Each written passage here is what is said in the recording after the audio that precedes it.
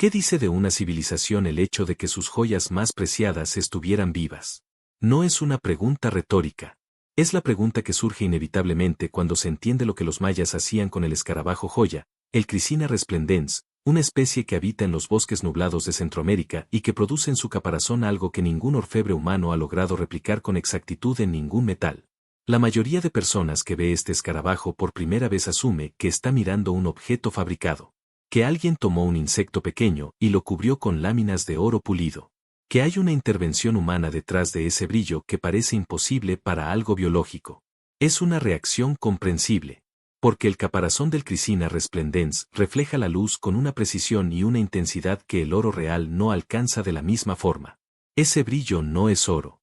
No es ningún metal.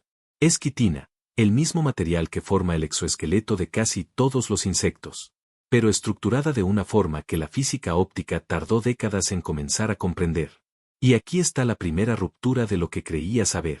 El caparazón del escarabajo joya no refleja la luz de la misma forma que un metal pulido. Lo que hace es algo estructuralmente diferente y físicamente más complejo. Las capas microscópicas de quitina están organizadas en una estructura helicoidal, donde cada capa está ligeramente rotada respecto a la anterior, como las páginas de un libro que alguien ha torcido lentamente. Esa arquitectura produce lo que los físicos llaman reflexión selectiva de luz circularmente polarizada. Lo que eso significa en términos visuales es que el escarabajo no solo brilla. Brilla de una forma que cambia dependiendo del tipo de luz que lo ilumina y del instrumento que lo observa. Bajo luz normal, el caparazón aparece dorado con destellos verdes. Bajo luz polarizada, la apariencia cambia radicalmente. Y bajo ciertas condiciones de luz natural en el bosque nublado donde vive, produce destellos que parecen generados desde dentro del caparazón, no reflejados desde fuera. Los ingenieros de materiales llevan años estudiando esa estructura porque produce propiedades ópticas que los materiales artificiales actuales no pueden replicar de forma económicamente viable. Pantallas que sean visibles bajo cualquier condición de luz sin consumir energía adicional. Superficies que cambien de apariencia según el ángulo de observación de formas controladas. Detectores que usen la polarización de la luz como señal. Todo eso está codificado en el caparazón de un insecto que los mayas llevaban sobre el cuerpo como adorno. Pero los mayas no sabían física óptica. Y sin embargo eligieron este escarabajo específico entre todas las criaturas disponibles en uno de los ecosistemas más biodiversos del planeta. Lo eligieron, lo mantuvieron vivo, lo decoraron y lo usaron como joya de una forma que requería que el animal siguiera vivo para que la joya funcionara. Porque el brillo del Crisina resplendens cambia cuando el animal muere. No desaparece inmediatamente, pero se degrada. La estructura helicoidal que produce ese efecto óptico extraordinario depende de la hidratación y el estado metabólico del organismo. Un escarabajo muerto y disecado conserva parte del brillo pero pierde los destellos más intensos, los cambios más dramáticos de apariencia bajo diferentes condiciones de luz. Los mayas sabían eso. No en términos de física de materiales.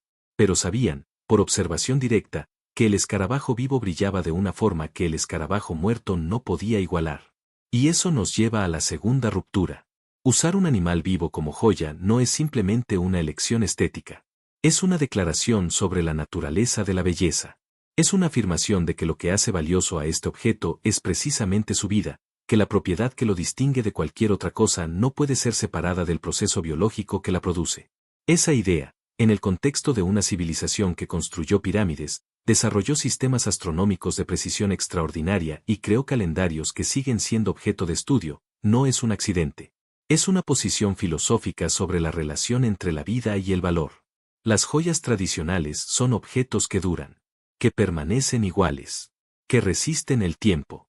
La joya maya, que era un escarabajo vivo, hacía exactamente lo contrario. Era temporal. Era vulnerable. Requería cuidado. Podía morir. Y cuando moría, la joya cambiaba de naturaleza, perdía exactamente lo que la hacía más extraordinaria. Eso en una cultura que tenía acceso al jade, al oro, a las plumas del quetzal, que son algunos de los materiales más valorados que han existido en cualquier civilización de las Américas, eligieron deliberadamente crear una categoría de adorno que solo podía existir mientras el animal que lo constituía siguiera vivo.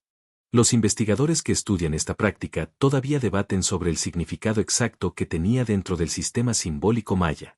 Hay hipótesis sobre conexiones con deidades asociadas al sol y a la fertilidad, sobre el uso en ceremonias específicas, sobre quién tenía acceso a estos adornos y bajo qué circunstancias.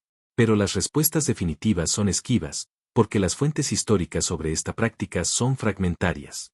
Lo que sí está documentado, en crónicas españolas del periodo colonial y en representaciones en objetos arqueológicos, es que la práctica existió. Que hubo personas que caminaron por las ciudades mayas con este escarabajo vivo sobre su ropa o sobre su cuerpo, brillando con esa luz imposible que la física moderna tardó siglos en comenzar a entender. Y aquí viene algo que transforma completamente la escala de todo lo anterior. El bosque donde vive el Crisina resplendens, el bosque nublado de las tierras altas de Guatemala, Honduras y Costa Rica, es uno de los ecosistemas más amenazados del planeta. No de los más mencionados. No de los que aparecen con mayor frecuencia en los titulares sobre conservación. Pero sí de los más amenazados en términos de pérdida de superficie y fragmentación de hábitat. El escarabajo joya necesita condiciones muy específicas para existir. Altitud, humedad, temperatura. Una combinación de factores que solo se da en esos bosques nublados que se están reduciendo a una velocidad que los ecólogos documentan con una preocupación que rara vez llega a la conversación pública. Y mientras ese bosque desaparece, desaparece con él una lista de organismos que incluye al Crisina resplendens, pero que se extiende mucho más allá. Especies que no han sido descritas todavía por la ciencia. Relaciones ecológicas que llevan millones de años formándose. Soluciones biológicas a problemas de óptica, de química, de ingeniería de materiales, que la evolución tardó eras en desarrollar y que estamos eliminando antes de haber tenido la oportunidad de entenderlas completamente. El escarabajo que los mayas convirtieron en joya viva está siendo borrado del planeta no por ninguna decisión deliberada, sino por el efecto acumulado de conversiones de tierra, de cambios en los patrones de precipitación, de temperaturas que se desplazan fuera de los rangos que ese ecosistema necesita para funcionar. Y hay algo en esa imagen que resulta difícil de sacudirse. Una civilización que vio en este insecto algo suficientemente extraordinario como para convertirlo en adorno, que desarrolló toda una práctica cultural alrededor de su brillo vivo, que entendió intuitivamente que lo que lo hacía valioso era su vida y no su apariencia muerta, esa civilización también desapareció. Por razones que los historiadores y arqueólogos siguen debatiendo. Por colapsos que fueron, en parte, colapsos ambientales, de sistemas de producción de alimentos, de la relación entre una civilización y el ecosistema que la sostenía. Hay algo en esa convergencia que no es simplemente histórico. Es una advertencia en forma de patrón. Pero antes de que ese pensamiento se vuelva demasiado abstracto, regresa al escarabajo. Porque hay una última dimensión de este animal que merece atención y que todavía no está completamente explicada por la ciencia. El Crisina resplendens es nocturno. Durante el día permanece relativamente quieto en la vegetación, y su caparazón dorado, que parece llamar la atención de cualquier depredador que pase cerca, funciona en realidad como camuflaje entre las hojas que reflejan la luz solar de forma similar. Lo que de noche es un destello imposible, de día a los límites de lo que ese ecosistema puede tolerar. La pregunta que queda, después de todo lo que este animal revela sobre la física, sobre la historia, sobre la forma en que otras civilizaciones entendieron la relación entre la vida y el valor, es una que no tiene respuesta fácil. Si una civilización que eligió como joya algo vivo, que entendió que la belleza más extraordinaria solo existe mientras el organismo que la produce sigue vivo, terminó de todas formas en un colapso que tuvo dimensiones ambientales significativas, ¿qué posibilidades tenemos nosotros, que ni siquiera hemos llegado